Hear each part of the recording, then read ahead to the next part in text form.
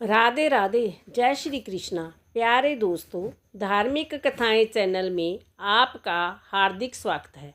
दोस्तों, आज मैं अपनी वीडियो में आपके लिए लेकर आई हूँ वैशाख मास में विशाख स्नान और बड़ पीपल और आंकड़े के पेड़ को सींचने की कहानी।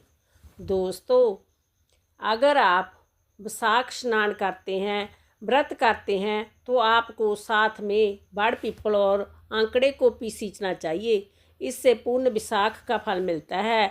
घर में धन धन्य के भंडार भर जाते हैं। घर में स्थायी लक्ष्मी का वास होता है।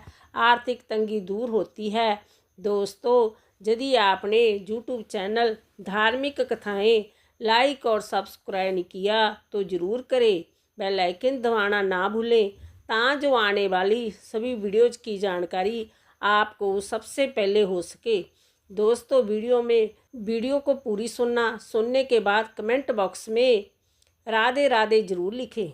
आइए हम वैशाख महीने में आंकड़े और बड़ पीपल को सींचने की कहानी सुनते हैं।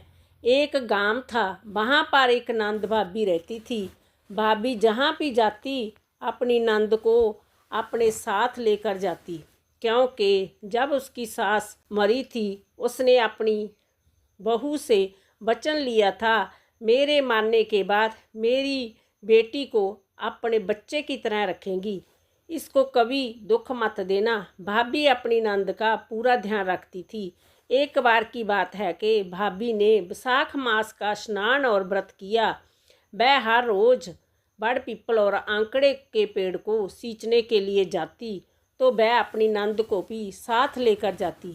भाभी जैसे पूजा करती, कुमारी नंद भी उसी प्रकार पूजा करती।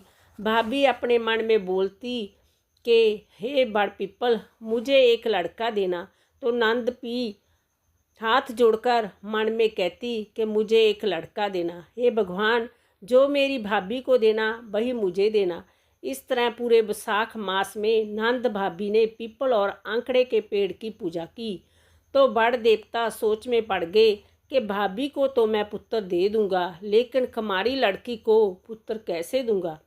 तो पीपल देवता ने दोनों की इच्छा पूरी कर दी।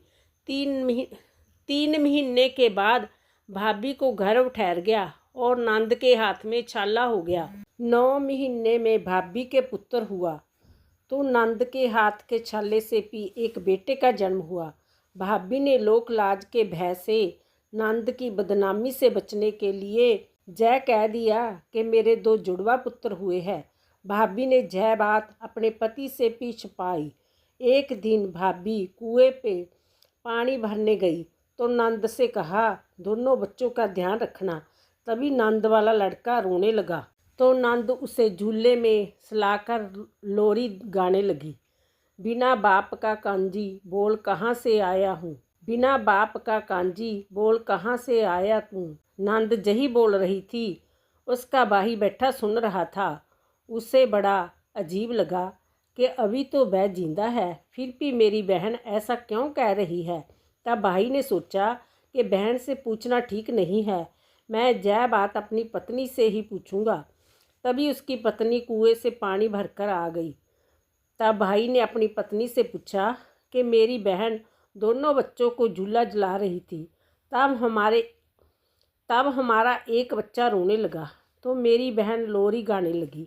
वह लोरी गा रही थी कि बिना बाप का कांजी बोल कहाँ से आया, जबकि मैं तो जिंदा हूँ। मेरी बहन ऐसी लोरी क्यों सुना रही थी। पत्नी ने अपने पति को समझाते हुए कहा कि वह बच्ची है, उसकी बातों पर ध्यान मत दीजिए। पत्नी बोलते समय अपनी नज़रें चुरा रही थी। उसके पति को शंका हुई। उसने अपनी पत्नी को डांटते हुए कहा, सच सच बता, क्या बात है। तो उसकी पत्नी की हिम्मत टूट गई। उसने अपने पति को पूरी बात बता दी। तभी उसके पति ने अपने भांजे को उठाया और पीपल के पेड़ के पास ले गया और पीपल देवता से बोला, वह पीपल देवता, हे पीपल देवता, मेरी बहन तो बेसमझ थी, उसे जो मांगा उसे नहीं मांगना चाहिए था, लेकिन हे पीपल देवता, आप अपनी अमानत को वापस ले लो। कल गांव में यदि बात फैल गई तो कोई मेरी बहन से विवाह नहीं करेगा। जग में मेरी और मेरी बहन की हंसी होगी। और वह रुदन करने लगा। रुदन सुनकर पीपल देवता का हृदय पिघल गया। तभी पीपल के पेड़ के 2 फाड़ हो गए तो उस पेड़ में समा गया और वापस जुड़ गया। पीपल के पेड़ के चबूतरे में बहुत बड़ी दरार पड़ गई। भाई घर आ गया और अपनी बहन के लिए जोगबार ढूंढना शुरू कर दिया। जब सुबह गांव के लोगों ने चबूतरे में दरार देखी तो सब तरह तरह की बातें करने लगे। कोई कह रहा था कि पीपल के पेड़ में भगवान विष्णु और लक्ष्मी का वास था। वह जहाँ प्रकट हुए होंगे जहाँ निशान पड़ गया। कोई कह रहा था पीपल के पेड़ में शनिदेव प्रकट हुए होंगे। जितने मन उतनी बातें हो रही थी। इस तरह समय बीतने लगा। एक दिन भाई ने घर में हवन करवाया। पूरे गांव भर को हवन में हुत्ती देने के लिए बुलाया गया। पूरे गांव को भोजन खाने के लिए बुलाया गया तो गांव के सभी लोग एकत्रित हो गए। पंडित जी हवन में हुत्ती दे रहे थे। घी का पूरा डिब्बा अडेल दिया लेकिन फिर भी हुत्ती प्रकट नहीं हुई। तो किसी समझदार व्यक्ति ने कहा कि कोई बेटी हो उसे बुलाओ, कोई मुँह मांगी बहन हो, कोई भांजा भांजी हो उसे बुलाए ताकि जग्या में हुत्ती आए। हवन में से धुआं ही धुआं निकल रहा था। यह शुभ नहीं है। तो भाई ने कहा कि मेरी तो एक ही बहन थी, वो घर में नहीं है। तो गांव के सरपंच ने कहा यह बड़ा अपशगुन है तो कि कुशल पंडित से पूछना चाहिए। जग्या के ज्ञाता कुशल पंडित को बुलाया गया। पंडित जी शास्त्रों के महान ज्ञाता थे। उन्होंने थोड़ी देर के लिए आंखें बंद की और ध्यान लगाया। कहा कि आप अपने भांजे को लेकर आओ तभी यज्ञ संपन्न होगा। तो भाई ने कहा मेरे कोई भांजा नहीं है, मेरी बहन अजय तक कुंवारी है। भांजा कहाँ से आएगा? पीपल के पेड़ ने तुम्हारी बहन को बेटा दिया था, तुम उसी भांजे को लेकर आए तभी यज्ञ सफल होगा। यह सुनकर सभी गांववासी आश्चर्य में पड़ गए। सारे गांव वालों ने पूरी बात भाई से पूछी। भाई ने सभी गांव वालों को पूरी सच्चाई बता दी।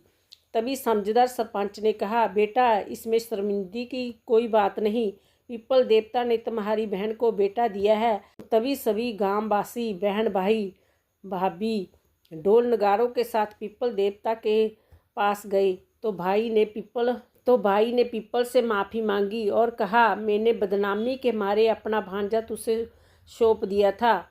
आज मैं अपने भांजे को खुद लेने आया हूँ। हे पीपल देवता आप मेरे भांजे को वापस कर दो। तभी पीपल के 2 फाड़ हो गए। उसका भांजा बाहर आया। उसी समय उसकी बहन के आंचल से दूध की धार उसके बेटे के मुंह पर पड़ी। पूरे गांव वालों ने यह दृश्य देखा। पूरे गांव वालों को यही हो गया कि यही उसका पुत्र है। तभी धूमधाम से गाजे बाजे से पीपल देवता के गीत गाते हुए घर आए। घर आने के बाद जैसे ही भांजे ने यज्ञ में हुत्ती दी तो ज्वाला इतनी ऊंची उठी कि महान आश्चर्य हुआ।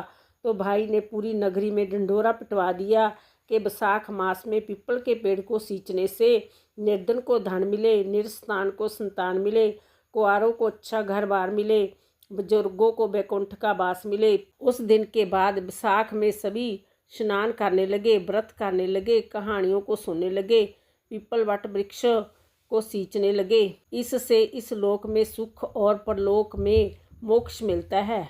बोलो विष्णु भगवान की जय। बोलो राधा रानी की जय।